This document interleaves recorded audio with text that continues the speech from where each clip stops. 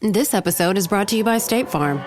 From your morning podcast to your afternoon playlist, State Farm knows you personalize your entire day, and that's why State Farm helps you personalize your insurance with the State Farm Personal Price Plan. It offers coverage options that help protect what you care about most at an affordable price just for you. Like a good neighbor, State Farm is there. Prices vary by state. Options selected by customer. Availability and eligibility may vary.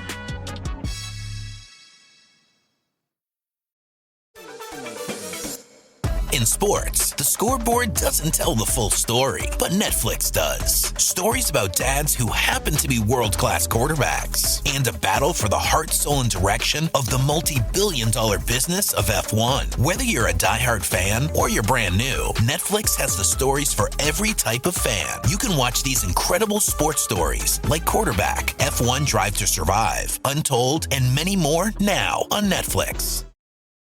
Apple Card is the credit card created by Apple. You earn 3% daily cash back up front when you use it to buy a new iPhone 15, AirPods, or any products at Apple. And you can automatically grow your daily cash at 4.15% annual percentage yield when you open a high-yield savings account. Apply for Apple Card in the Wallet app on iPhone. Apple Card subject to credit approval. Savings is available to Apple Card owners subject to eligibility. Savings accounts by Goldman Sachs Bank USA, member FDIC. Terms apply.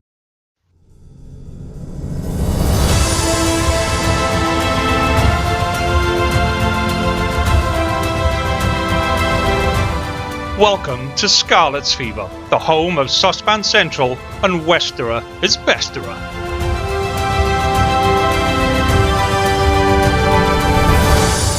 Hello and welcome to this week's Scarlet's Fever with me, Lee G, and joining me without the flat cap is Hugh. Evening, Hugh. I'm a beret man now. I wear berets. Yeah, good evening, mate. Good to be back. Been up since silly o'clock this morning. Doing my journey back, but I'm glad to be home now, seeing the cat and etc. Are you expecting any sympathy off me at all for travelling home from France? How hot was it in France this morning? So it's not been daft hot. It got up to 27, 28 yesterday.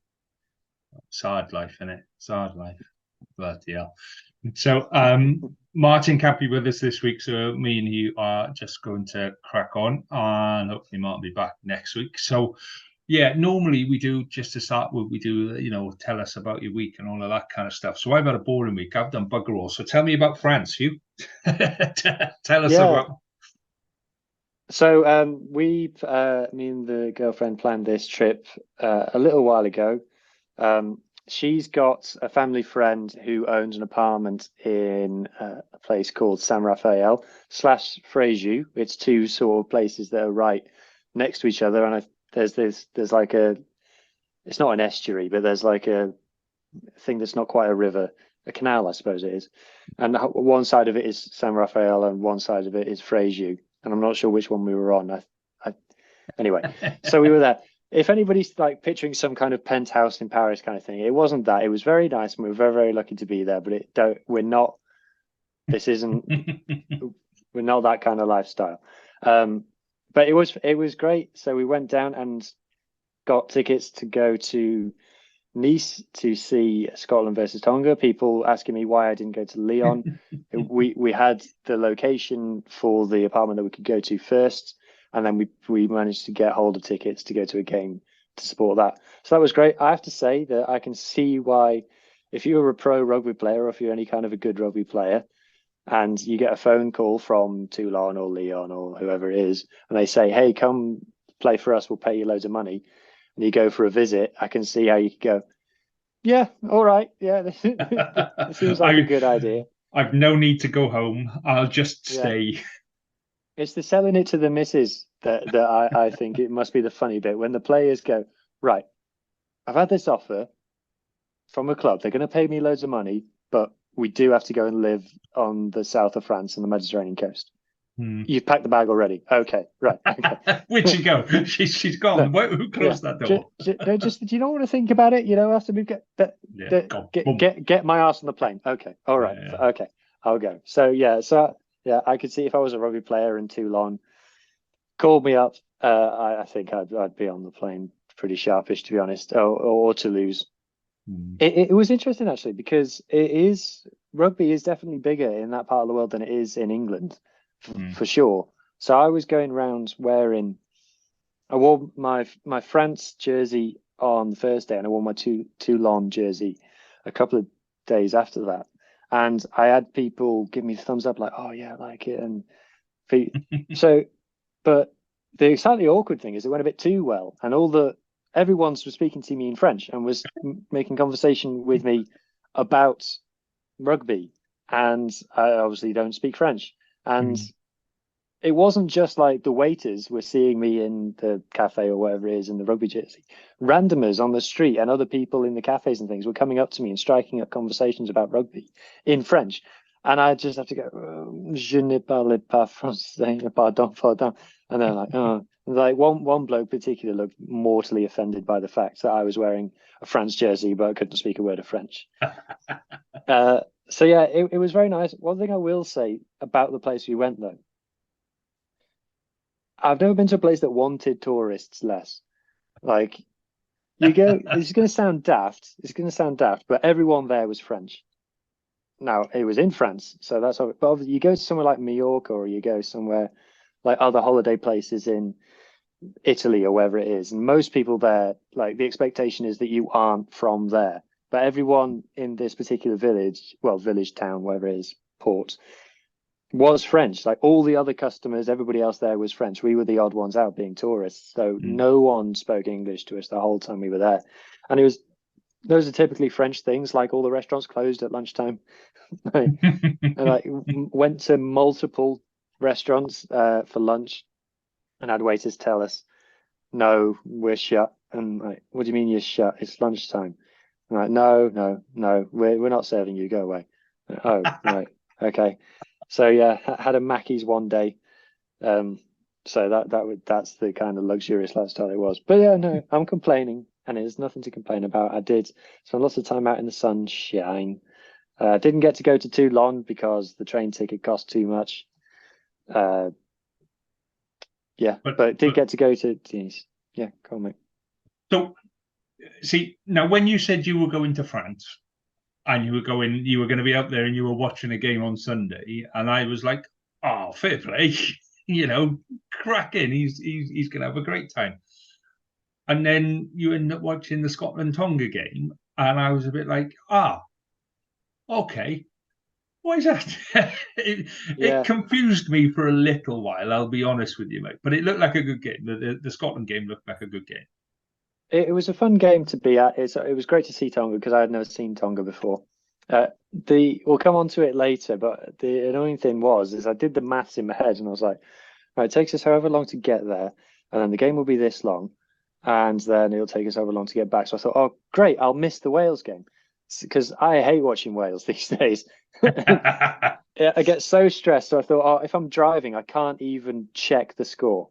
So I rented it. We rented a car, which was a whole experience on its own, driving in France and things, and dealing with the car hire people. But I thought I'll miss the score, but I got the maths wrong in my head because it starts at 8 o'clock UK time. I'm checking BBC Sport for the kickoff times, and it's all in English time.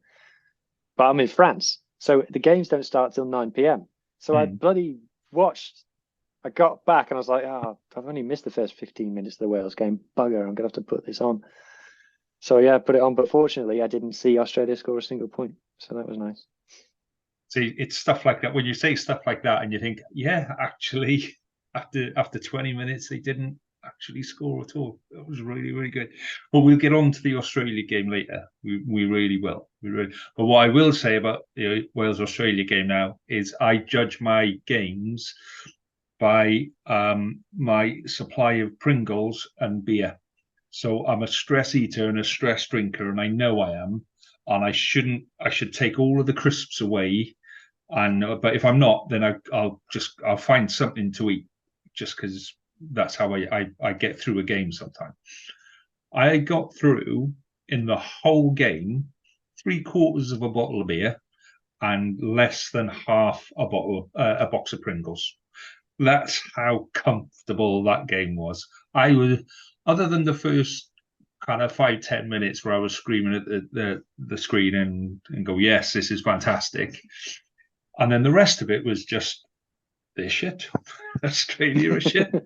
I'm quite enjoying this. My wife was explaining Schadenfreude to me, and I don't care. I really don't care. Anyway. Sport is all about Schadenfreude. Schadenfreude is an important part of sport, and I won't apologise for it. No, exactly. There were bits where just stupid passes were being dropped, and I was laughing my head off on my 14-year-old daughter, who is very, you have to treat people with kindness and respect, Dad, and all this kind of stuff. And she's going, don't laugh at him. He might be very upset. I go, don't him. I don't care. So so let's talk some Scarlet stuff briefly before we wander back round to the Australia game, because we're at that point of the season where there's nothing much going. All the signings have been done. Nobody's injured because nobody's played for God knows how long. So they're basically just training, but then there's no real games to talk about because that's still away in the distance. So there's like no news coming out of the Scarlets this week at all. I think there's a press conference on Thursday. So really all we've got is we're playing Cardiff on Friday in Cardiff, and we don't know what kind of team is going to turn up. We don't know what kind of game it's going to be. It'll be whatever it'll be. So what are you hoping for? If you were going to the game on Friday, which I'm assuming neither of us are, what would you be hoping to see from the Scarlets on Friday? So obviously at the moment, the Scarlets in every Welsh region has got a reduced squad. Although we don't have as many people with Wales as we used to, we've obviously got a very difficult start to the season going down to South Africa. I'd like to see the big difference that I want to see from the Scarlets compared to what we've had from last season. What I want to see this season is I want to see a consistent 15 out on the pitch week to week where, okay, I know you have to rotate some players, but I want to see us put out a 15 and not get 20 injuries and 6 red cards and blah, blah, blah, and people dropping out of form. So I'd like to see what Dwayne Peel's idea is of the team that's going to be playing out in South Africa, and I'd like to see that 23 involved, and I would just want to see them working on it. Because like you say, we've got new signings. We've actually got a surprisingly large number of new signings, considering. So I'd like to see those guys playing together. I want to see Plumtree getting minutes. I want to see Alex Craig, the new second row, getting minutes. I want to see how John Fox is progressing. I'd like to see. I don't want to see like academy kids, to be honest. There's obviously academy is a different discussion of things, that structures they're putting into place in Welsh rugby is a different thing with academy players. But I don't really want to see kids that we're not going to see play in the URC, play in these friendlies. I'd like to see us get a team, get some cohesion going, get some relationships, get some patterns going, and just build, because like I said, it's a very, very difficult start to the season, and I don't want to be 5 games in and we haven't won a game and the season's over before it's even begun. So that's what I'd be looking for. How about you, mate? Yeah, I mean, I know what you mean about the start of the season. I actually see the trip down to South Africa as a massive opportunity.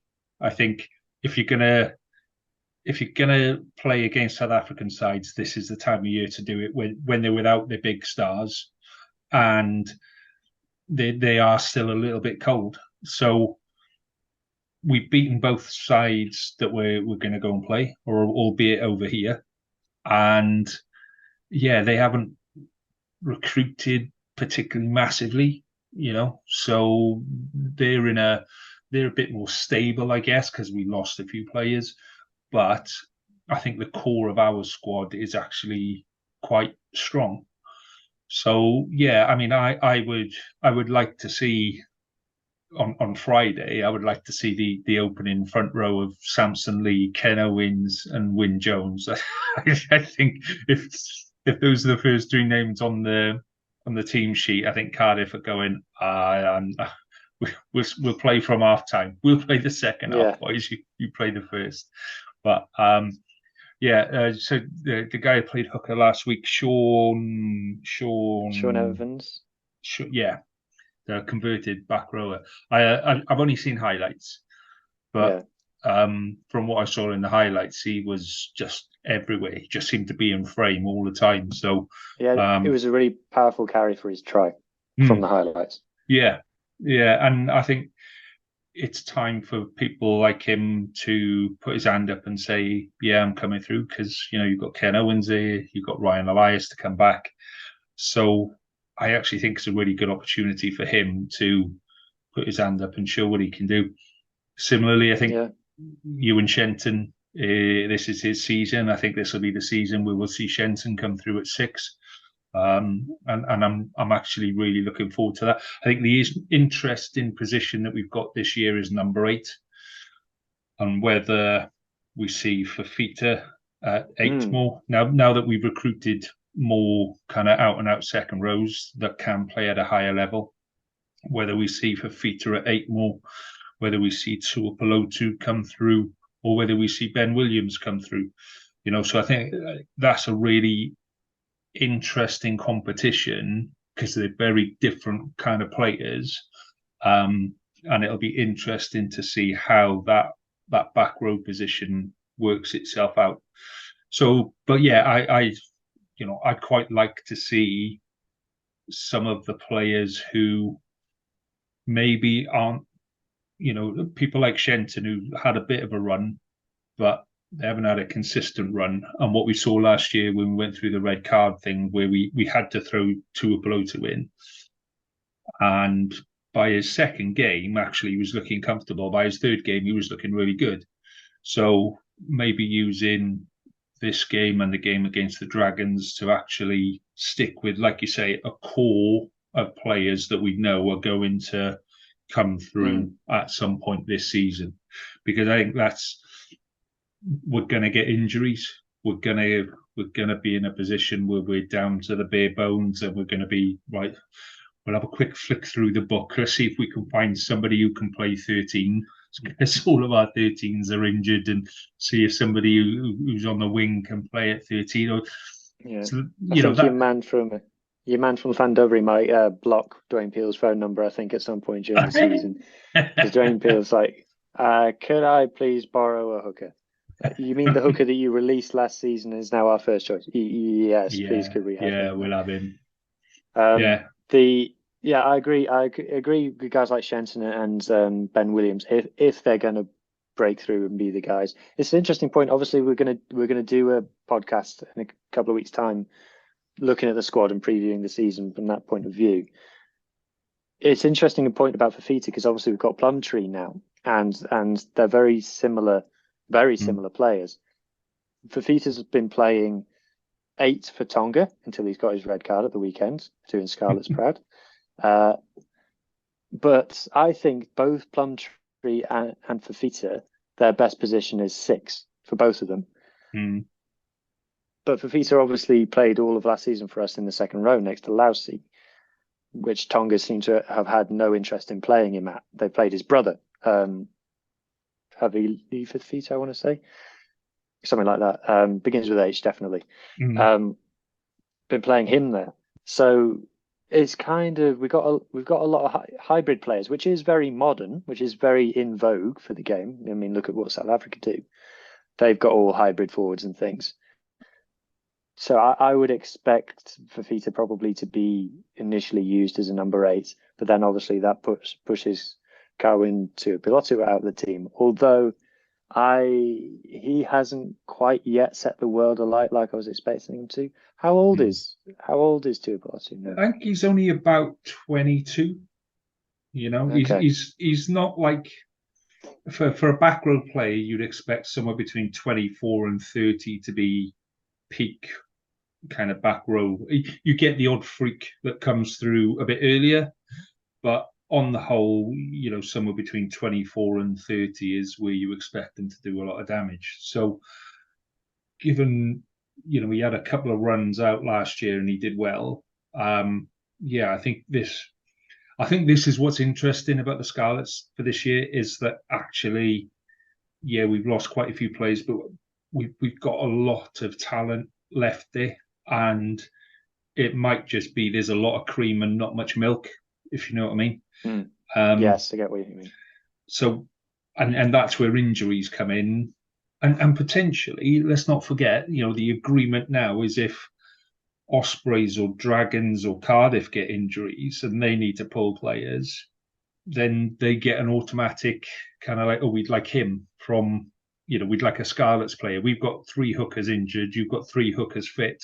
We'll have one of yours, So it's going to be interesting to see how that's going to work and how often somebody's going to pull it. And if, let's say Sean Evans goes to Cardiff and all of a sudden he's outstanding at Cardiff, and then one of their hookers or 2 of their hookers are back fit.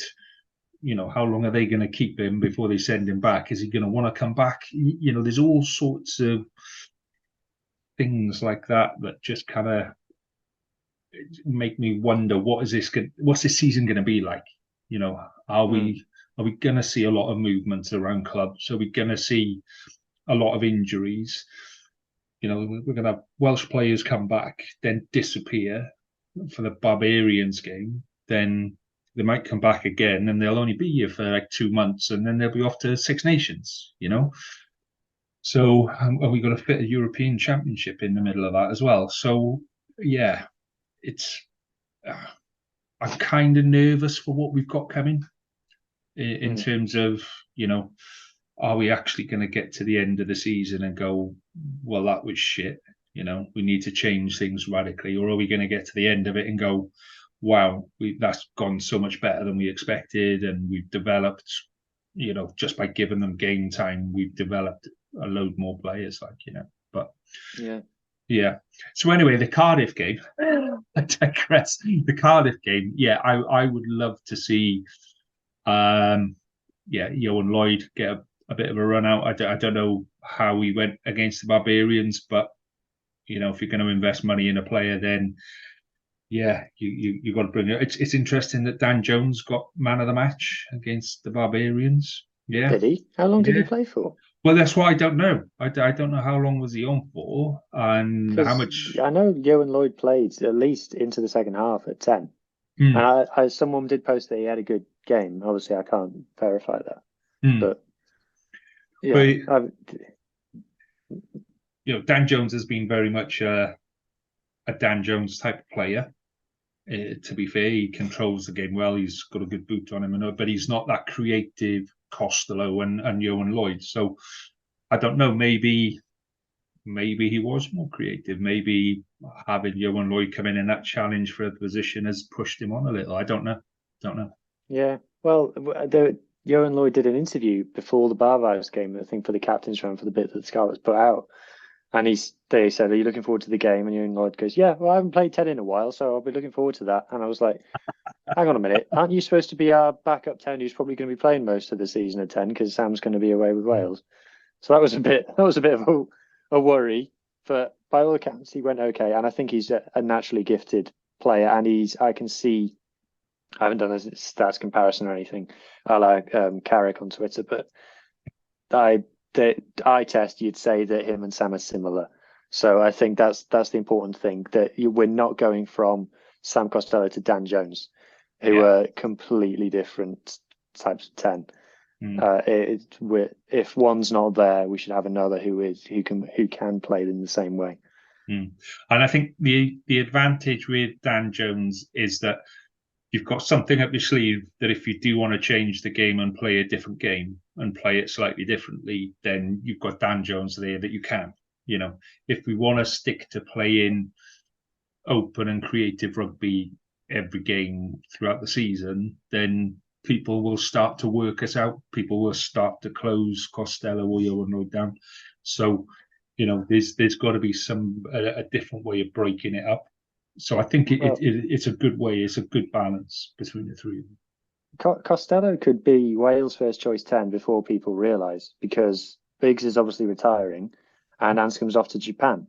So we've obviously seen with Gatland picking Sam over Owen Williams to go to the World Cup, that says to me that Sam's the man moving forward. So we could be not seeing very much of Sam this year. He could be Wales's 10 for the Six Nations, starting every game potentially, unless literally who is Wales's fourth choice 10? It would be Owen Williams, I guess, and clearly Gats has made his decision that he's behind Sam.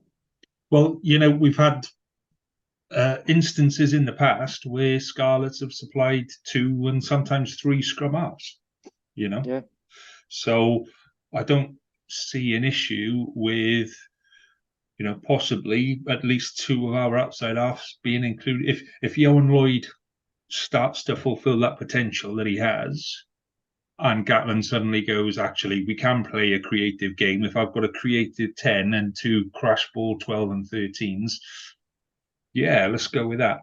Do you know what I mean? If that fits his game plan, and then all of a sudden we're there going, right, okay, Dinky Jones is number 1, and we've got to borrow, don't know, Dragons' third choice outside half on the bench. Do you know what I mean? I wouldn't know, mate. I'm trying to think who all the. Can I name 2 fly halves at each region? Obviously, I can name all of ours, obviously. And then you got Kai Evans, if he's going to be used as a 10 of the Dragons, and what's his name? Reese. The guy who was the guy we were all really excited about for the Dragons. And I don't get excited about the Dragons, so I couldn't tell you that. I know they're talking about oh God, the guy that left us at 15. He had a decent couple of games. Not Angus O'Brien. Yeah, Angus. So they're talking about putting him at 10. He's not a 10. He's a 15. Well, he played 10 for us. Played 10 for us. Yeah. I never liked him at 10 for us. I always thought he was a 15 playing 10. I was okay with him at 15. Whenever he pulled on the 10 jersey, I was like, oh no. So come on then. So Cardiff, who's 10? I got Tinders de Beer. I've got a fact for you about Tinders de Beer. Go on then. Tinders de Beer is not his real name. What's his real name? I'm going to get this right. Have you not got it on a spreadsheet? His full name, Marthinius Herbert de Beer. Oh, Herbert is, yeah, we're having that. Well done, Herbert. By the way, I know that Harley knows that because I told him. Yeah. To be honest, it would be good to see him playing against us on Friday, just to see, what the fuss is about, because they recruited the guy from Cornish Pirates as well, didn't they? Yes. To be fair, I have seen Tinders de Beer's Curry Cup highlights, and he does look good. He had similarities to Anscombe a couple of years ago, watching him play. Obviously, it's a lower level, although Curry Cup's not for mugs. But he is good. He is good, to be fair. And then, so the Ospreys have got Owen Williams and Joe Walsh. And, Dan Edwards, the under-20s fly half as well, which I'm sure the Ospreys will do what all they do with their academy players is never play him, and then he'll go and join someone in England. Then he'll go and join the Dragons. Yeah. And do well. Yeah, I just, going back to us in Cardiff, I just think actually our squad is just a bit more settled than Cardiff. When you look at, yeah, just a bit. Yeah, exactly. We haven't got any willing or potentially unwilling volunteers in our squad. But you look at what Cardiff have been through, and they've only had a head coach in place for a couple of weeks. In reality, do you know what I mean? But have you seen he's come out and said that I've been head coach for years anyway? Did he say that? So he's done an interview and he said, "Oh well, Di was all doing all the backroom stuff and budgets and that. I was the one setting up the team, so." It's no different for me.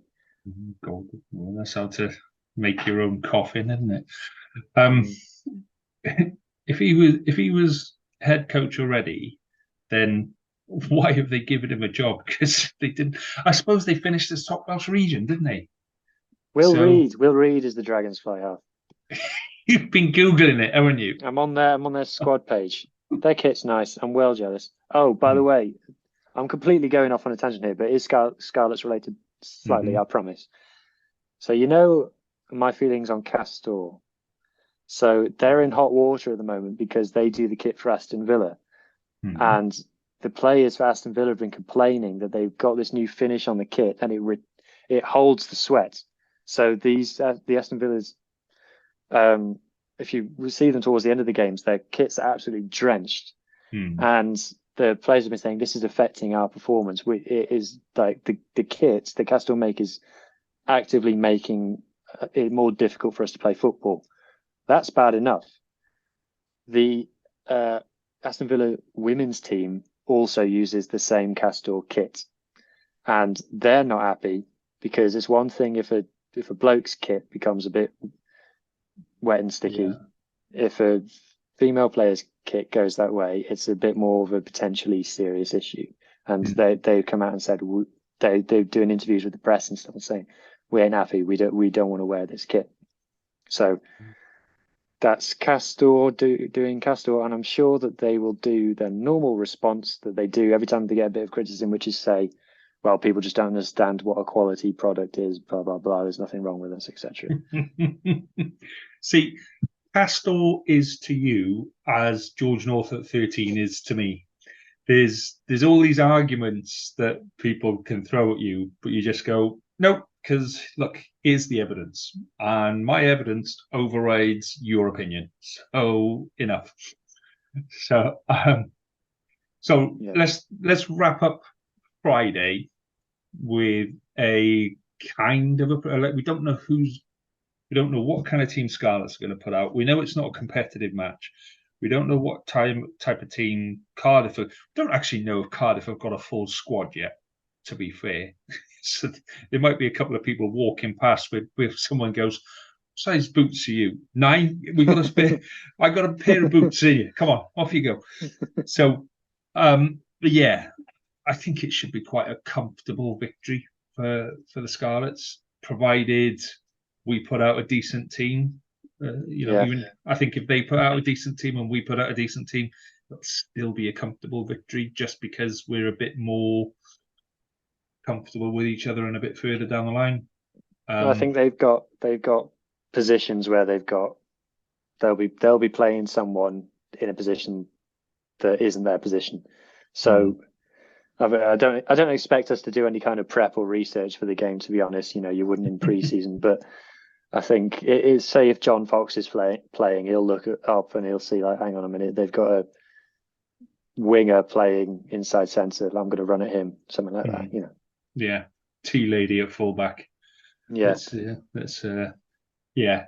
So, what kind of scoreline are you expecting on Friday? I genuinely got no idea with pre-season, because I should imagine it will be 15 changes at some point in the second half.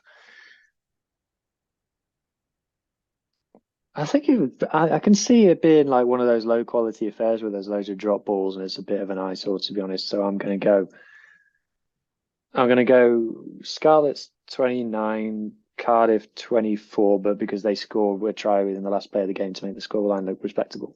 Is my prediction. Well, the weather is meant to be horrendous, isn't it? With all the so that there's at least that then. The last time I was at Cardiff, the weather was horrendous as well, and even when you stood in the stands, it was still pissing down. It was still coming through. You go like, I'm fairly sure I should be undercover here. Like, oh no, no. What is it that kids do for lineouts? In like really young kids in rugby, when they're not big enough to do proper lineouts, what do they do? Do they just pass it in from the side? Yes, pass in. Yeah. God, when was the last time you saw a Welsh regional team who could do a line out in the sunniest, best of days, like Scarlet's Cardiff pre-season in the howling rain? Don't even bother doing line outs. Just do a tap. Just do a rugby league style line out. Yeah, tap and go. Yeah, it's.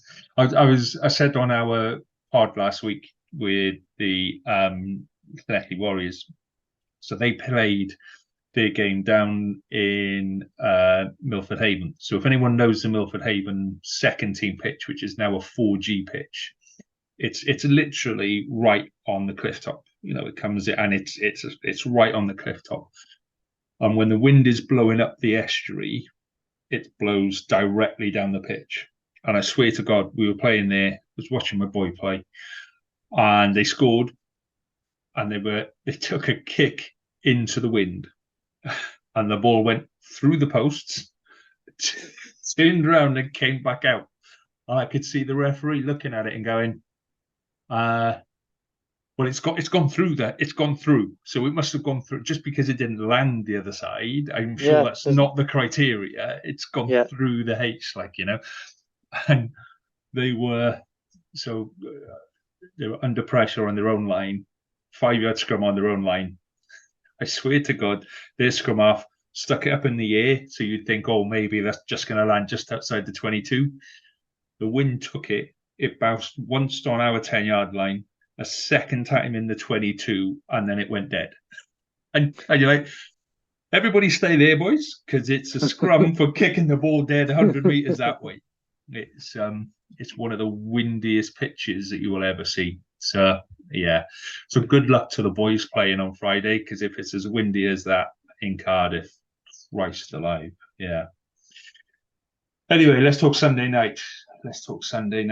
And so after you'd eventually returned and plucked up the courage to watch the game, what did you actually think of the game? So I, like I said earlier, managed to catch the game from about 15 minutes in. I was watching it on French TV, so I got the commentary in French, which was a significant upgrade from the English language commentary that I've been experiencing on ITV until now. Interestingly, just on that point, I was watching a 2 Cents rugby video, and he said that he was using a VPN to watch the ITV coverage because as Wales started doing better and better, he wanted to experience like the elation in the UK coverage, and he put ITV on, and it was just like, no, it was the same as the Australian coverage of just hammering Australia. But yeah, 40 is a lot of points, isn't it?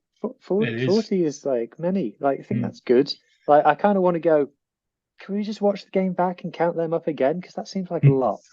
But it wasn't like we hammered them with try after try after try. It was points after points after points after points. And I think that's where we've improved. Possibly, we pressurize them into a penalty, and then we'll take 3 points, and then we go back and we pressurize again. It's cup rugby, isn't it? Take the kicks at goal, and when you've got, I think I could make the case that Wales have four goal kickers who are in the top 10 goal kickers at the World Cup, with Halfpenny, Biggar, Anscombe, and Costello. Because obviously we see the problem with the Springboks, or they've got. I think Ireland in. Johnny Sexton and Jack Crowley have got options. I think England have obviously got very good options. And France in Ramos and Jalibert, have got 2 very, very good options.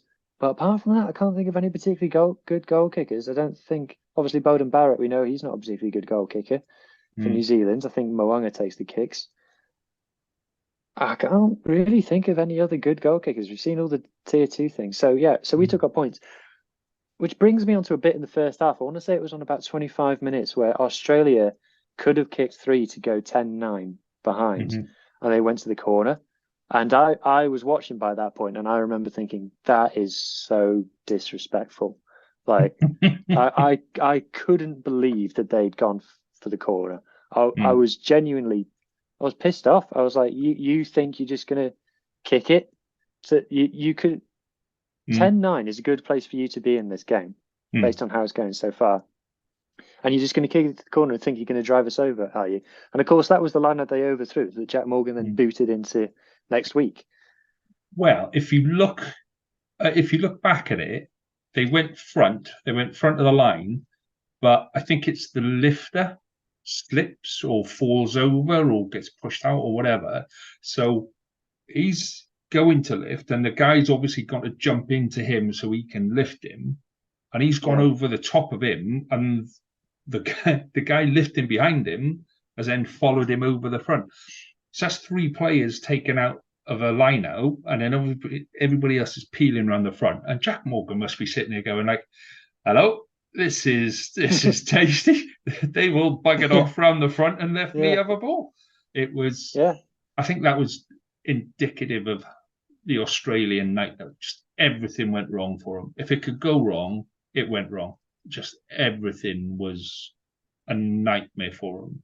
And then So go on. well, everything went right for us. Just every 50-50, might catch it, might not catch it, caught it.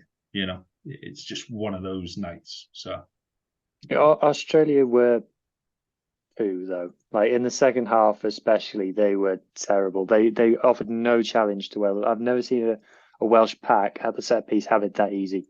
Just did. I think, as Simon Thomas pointed out on the Rap Pod, 66 minutes we kept our front row on, and they just did what they wanted with the Australians, whether it was maul time or scrum time. Just you knew, if it doesn't matter whose ball it was, it doesn't matter.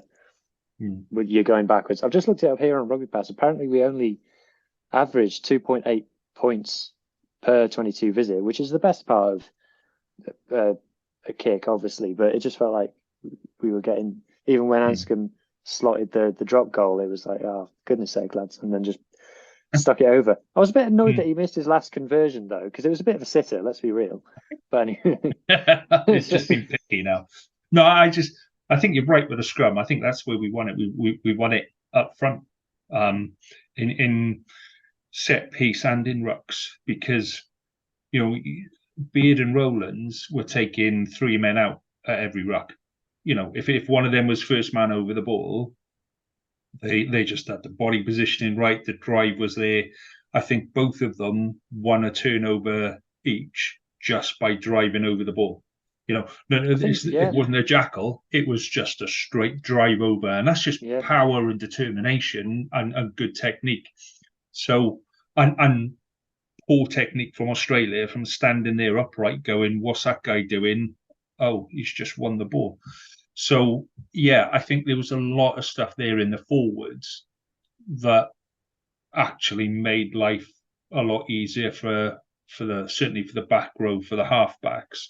It just opened up doors that we're not expecting to open. And when you've got the amount of time, I say the amount of time, it's still, we're talking a few more fractions of a second, but at international level, that's a lot. Yeah. So, we had time to look and see. Like Anscombe's little chip over the top came from, Australia failed to run the pendulum around the back of 15, so the blindside winger didn't come across. So we're talking literally, you've got a second to see that, make a decision, chip over the top, and go, and execute. And it just, that extra half a second just made that easier for him, and he could look up and go, "Oh Christ, there we go, it's on." So it's bits like that I just think we outplayed them in just about every area of the pitch. I think not having Skelton was a big miss for them. I think you have to see it on a graph, which obviously I have made, to see how much bigger than every other second row at this World Cup Skelton is. He is like 15 plus kgs heavier than any other second row. It's ridiculous. So, and obviously he was the captain as well. So he's a big leader for them. But you got to question Eddie's thing about Donaldson and Ben Carter, the fly half, isn't it? Yeah. It's just, he's put so much pressure on this kid, and then he drops him for the big game and moved Donaldson, who hasn't played at all, at 10 from 15. And Donaldson had been their best player at so 15. Far in the World Cup, but at 15.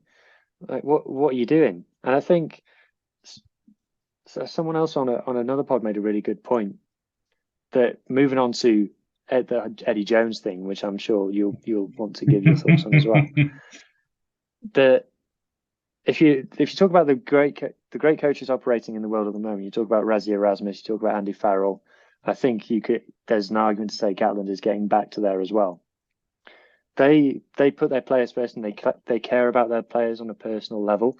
So obviously you look at how Razzie makes his players feel. You can see in all the content and the things the players that put out, they're happy, they feel looked after, they feel loved by their coach.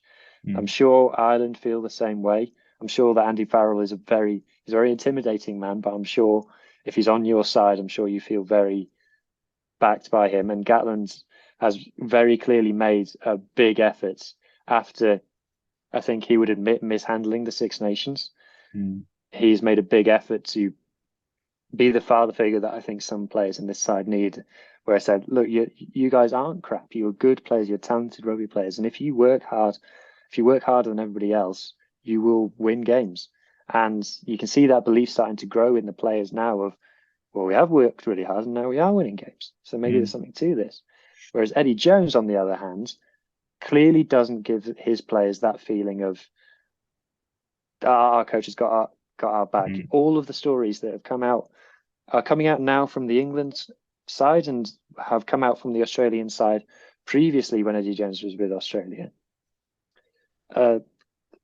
Is that the players go, I never knew where he stood with him. I never knew whether he liked me or hated me. When he came to speak to me, I didn't know what he was going to say. I used to hide in my room because I didn't know what was going to happen. So you can clearly see that the environment that Eddie Jones creates is just not modern. It's not what a high performing environment in the modern day looks like. And he has to take the stick for that. He has to take the blame for that. And I don't mean he just has to come out in a press conference and say, yeah, it's on me, mate. It's all my fault, mate. Well, okay. So we'll sack you then if it's your fault, if you're that bad by your own admission. I guess it's been interesting this week to see how the Australian press are actually dealing with this. Because I know a lot of people are going, oh, I didn't see this coming. Genuinely, I did. And I put my balls on the chopper on the Rap podcast and I predicted a big Welsh win. I said it was going to be a record Welsh win. I didn't actually know what the record was up until then, but I said it was going to be a record Welsh win. And you could see how much trouble the Australian camp was in. Like I say, from body language, from, at the end of the game, they'd stand on their own. Do you know what I mean? Yeah, they wouldn't stand in groups. They wouldn't be there together. They wouldn't be consoling. Or you might have a couple here and a couple there, but they wouldn't be together. And you'd have players walking off the pitch separately and all this kind of stuff. And you wouldn't see coaching team coming up. So you could tell there was an issue. Then the stuff with the press where, the press were gunning for Eddie Jones. The Australian press were gunning for Eddie Jones. And a lot of the Australian press tends to be people who've been involved in the game at some point and they know a lot of the players, so they get a feeling from the players. So you could just feel that it wasn't a good place to be. And at some point they were going to collapse. And if it wasn't going to be against us, it was going to be against Portugal. They're heading for collapse. And I got no sympathy for it. I genuinely don't. The bit that annoys me is going, World Rugby needs a strong Australian team. Bollocks, they do. Nobody was saying that when we were in trouble. When Wales was struggling, nobody was going, we need Wales to be a strong team. No. And, we taught Australia how to play the bloody game. Genuinely, England took the game out there, but we showed Australia how to play the game properly. In the 60s and 70s, we absolutely showed Australia. We sent coaches out there. We did touring teams out there. And we helped Australia to build what they now have. And they've ballsed it all up. And nobody's sitting there going very few people are going, actually, Wales took you apart. A lot of people around the rest of the world are going, Australia collapsed. And the two are very different. And I think that the two actually, both things happened. We started taking them apart, they collapsed. So, yeah, I've got no sympathy at all for Australia when they were riding high and we were not so great. They absolutely rubbed that in and made it hurt. And I remember going to it was a game in Cardiff, and Campese scored in the last couple of minutes, and it was like 50 or 60 odd nil. And I was too young to drink at the time, so I think I'd only managed 1 pint. And we left early. We were standing outside with our bollocks to this. We'll go and get the bus. And just having Australian supporters, in your ear. And we were like 15, 16-year-old kids, and really having a go about how crap we were. So, yeah, I got no sympathy at all for Australia about giving that back to them tenfold now, So, yeah. It's a good point you make about people not giving Wales any credit. And a few other people have mentioned this as well. Is that Wales are not allowed to be good, according to everybody outside Wales. Like when we won the Six Nations in 2021, firstly, everyone pretends like that didn't happen. Secondly, it was, oh, you got lucky. And then when we won all the Grand Slams under Warren Gatland, it was, oh, yeah, we used Warren ball, crap rugby, blah, blah, blah. Okay, well, how come you haven't beat us then? And Wales have been the most successful Northern Hemisphere team over the last 15 years, but no one wants to admit that. It's just a case of there has to be something to discredit us. There has to be a reason that we're not actually that good. Like, oh yeah, you 40 points to 6, but you ain't good. They were just that bad, and yeah, they were bad. I think going back to the point about Australia crumbling, there's a phrase, I can't remember who I heard it from, is that a weak leader likes weak leaders around him. So if you go back to the peak Welsh team, which in my opinion was the 2011 to 2013 Wales team, if Sam Warburton was the captain of that, right? But if Sam Warburton wasn't there, you had Alan Wynne-Jones. If Alan Wynne-Jones wasn't there, you had Gethin Jenkins. If Gethin Jenkins wasn't there, you had Jamie Roberts or whoever. There was about 6 or 7 players, Ken Owens, 6 or 7 players in that team who were all Wales captains and had captained Wales. Australia, once Skelton was gone and once he'd left Hooper at home and he didn't bring Cooper along for the ride, who were their leaders? Who was the guy who was standing up? I think there was a stat Eddie had picked 7 different captains in 8 games. I think Eddie knew that the players would challenge him. And talking about predicting it for Australia, that you predicted rightly that it would be a bad loss for them. If you go on my Twitter and just search Australia and what I've tweeted about Australia, for the last year and a half, all I've tweeted is pointed out how many times they not only lose, but they get hammered. Like the Australian national team gets hammered. Their Super Rugby franchises, with the exception of the Brumbies, get 30, 40, 50 points put on them every single week by the Kiwis and even by the Drua sometimes. Even their under-20s side, I think their under-20s side in the summer just gone, conceded 30 plus points in every single game that they played. Like this is an endemic thing, and it makes it more infuriating that absolutely everybody predicted Australia to top Pool C. Absolutely everybody said that Australia will top Pool C and Wales will go out. Well, that was 40 points to 6, lads. Have that. Yeah, absolutely, mate. Absolutely. And I will point out once again on that, when you say absolutely everybody, apart from me. And to be fair, the other boys on the rap podcast as well, we all kind of I think most of us said it was us and Fiji that would get out of the group. And it was whether or not we were going to beat Fiji in that first game was iffy as to who was going to get out of the group.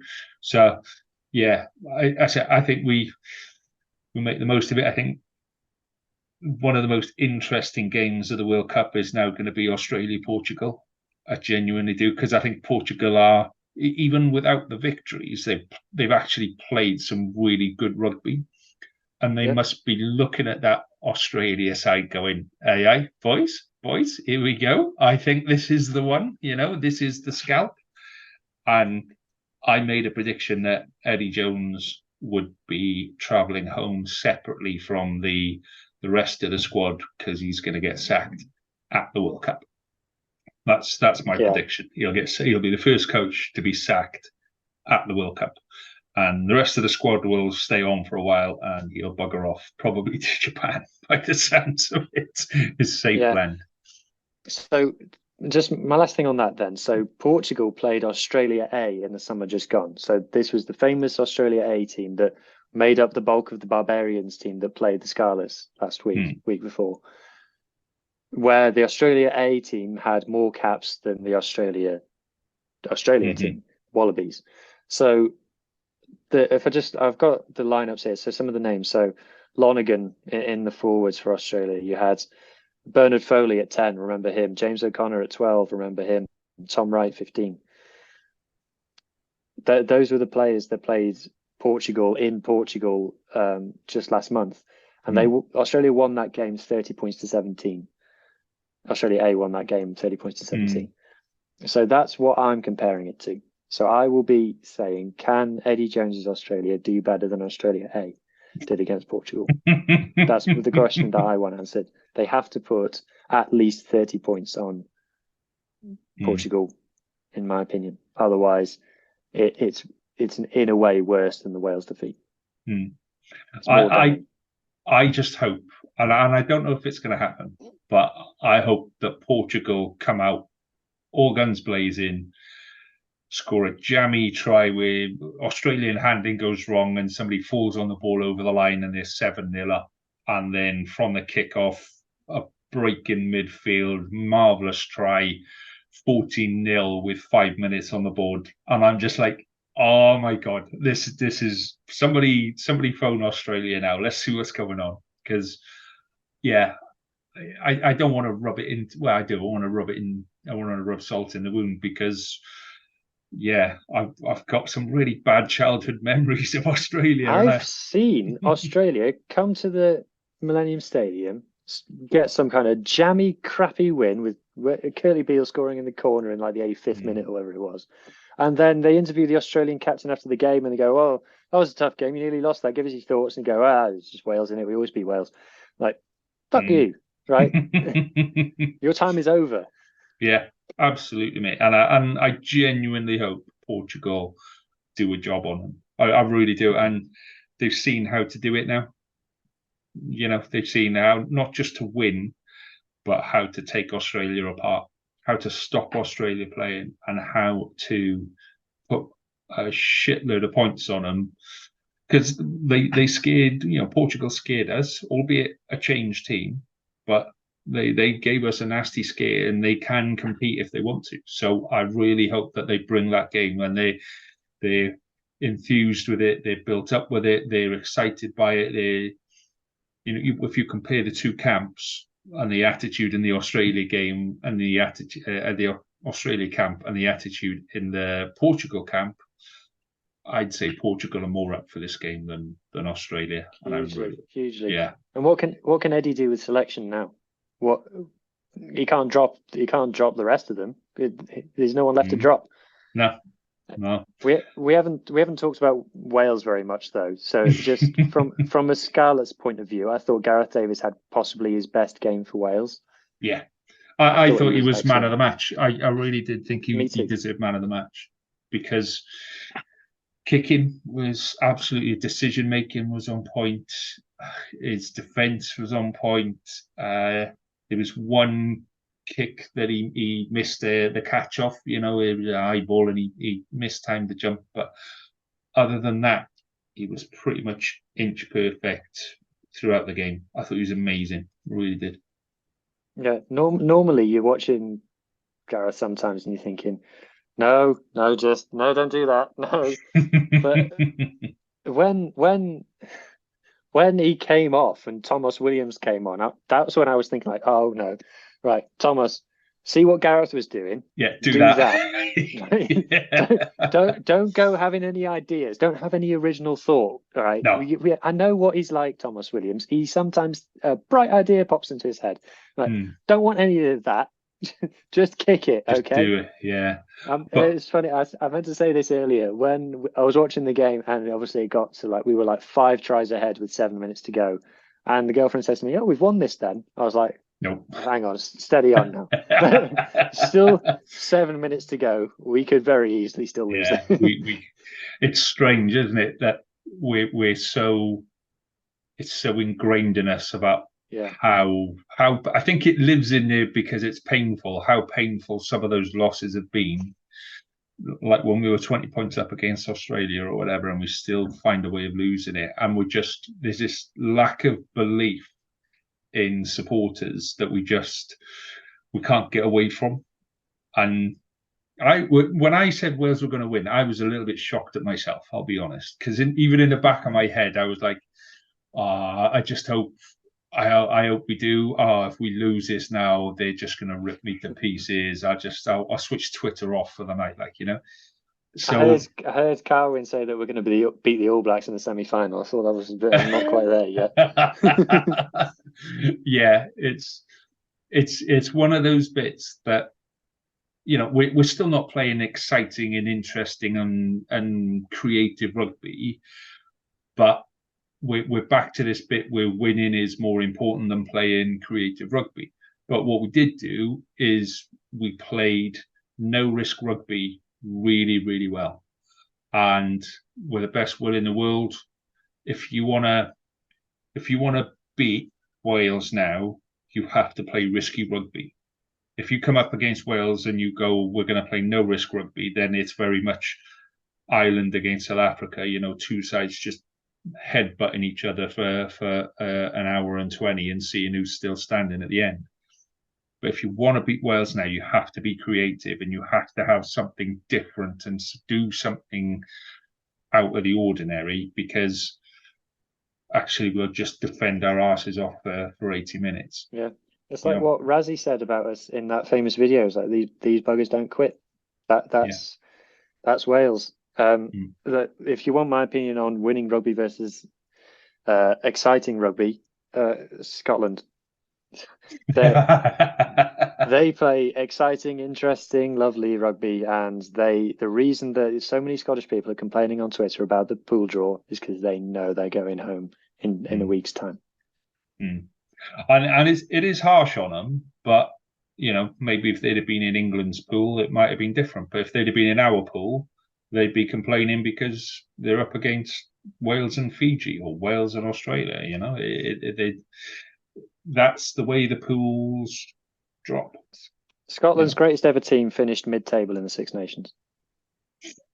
Oh, we're not going to get into some of the Scottish Twitterati this week have been quite angry, and I don't blame them. You know, some of the stuff that they're desperate to have a good World Cup. They're desperate to get into the quarterfinals. You know, but the reality is that actually the quarterfinals, with aside from whoever finishes second in England's pool, it's going to be a strong team.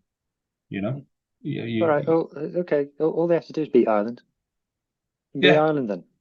Yeah, but I still think if they keep playing the Scotland way, actually they will. If they start playing that creative and interest, because Ireland are the same. Where Ireland play a no risk game, but they play a no risk game where actually it's a little bit more creative, and because they've played it for so long, there's less risk in the creativity, if that makes sense. The level of detail in Ireland's game is I'm loath to say this, is jaw-dropping at times. The amount of, because it's basically mostly the Leinster team plus a couple of guests.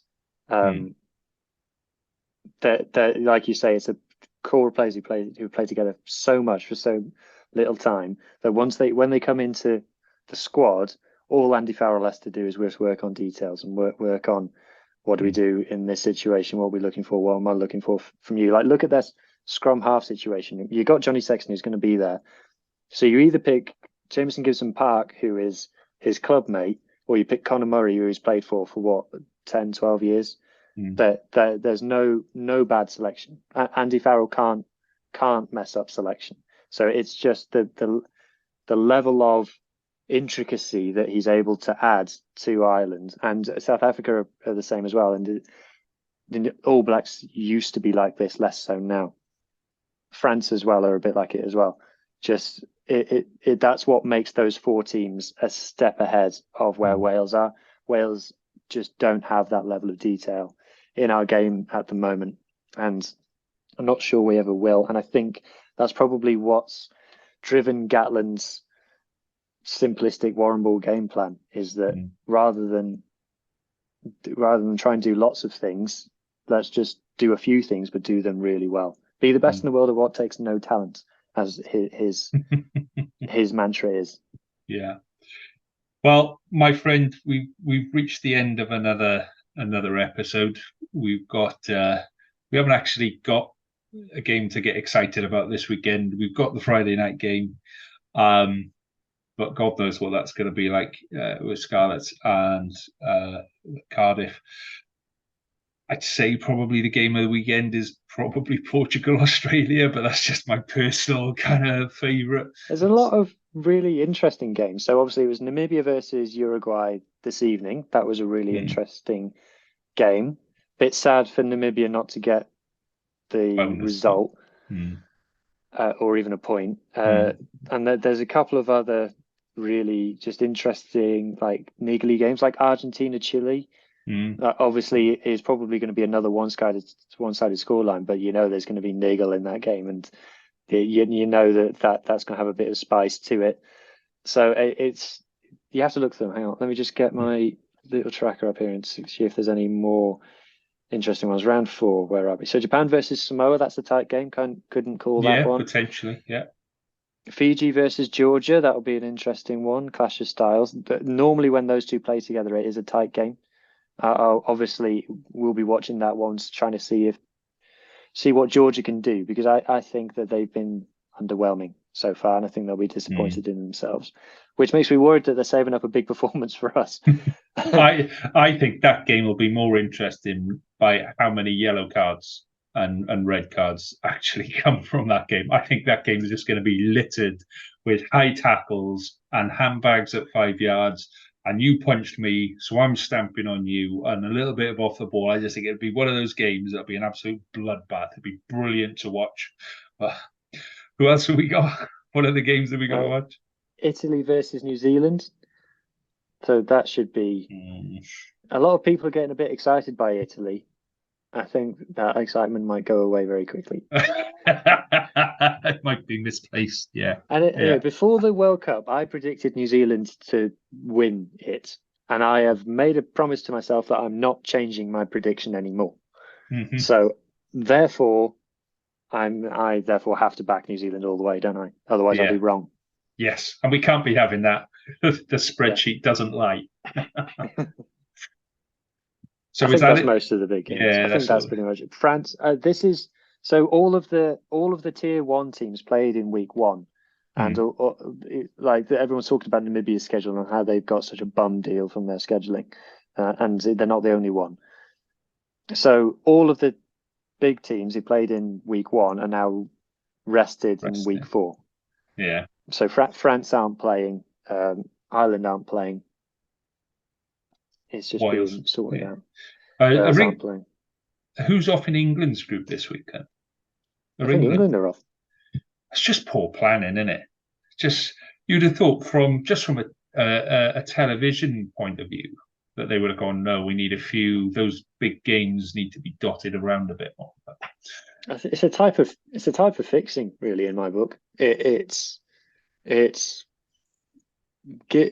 making sure that people tune in for week 1, and then it's making sure that the big teams have an advantageous schedule, so they have a rest before they go into the quarterfinals.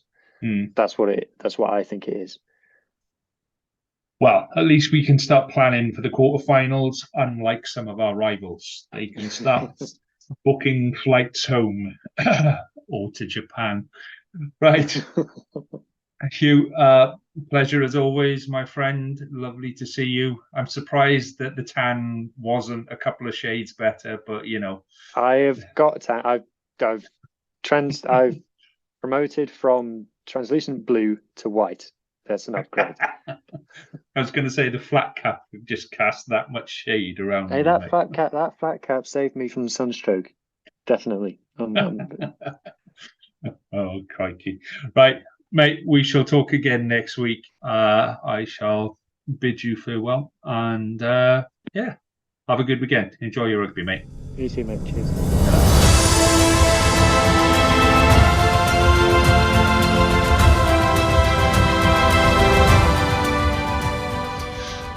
Thank you for listening to the Scarlet's Fever podcast. We hope you enjoyed the show. Please subscribe, rate and review wherever you listen to us, as it really helps us spread the word. You can find us on all the usual social media channels or email us on welshregionalrugbypod@gmail.com. And remember, whatever the question, rugby is always the answer.